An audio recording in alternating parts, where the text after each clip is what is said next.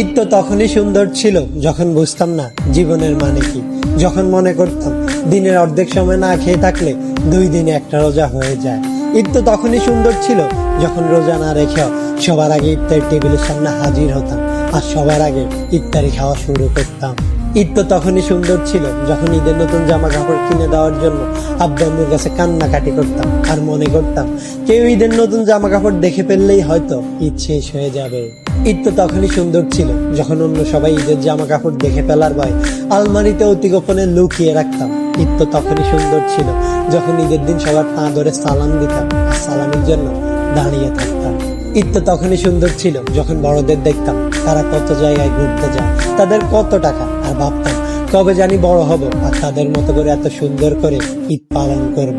হ্যাঁ, আজ বড় হয়েছে ঠিকই, পকেট ভর্তি আজ অনেক টাকা। ঈদ আজ ঠিকই আছে, কিন্তু হারিয়ে গেছে ছোটবেলায় কাটানো ঈদের সেই আনন্দময় মুহূর্তগুলো। সত্যি অনেক বেশি মিস করি ছোটবেলায় কাটানো ঈদটাকে, যেটা চাইলে কখনো ফিরে পাওয়া সম্ভব নয়।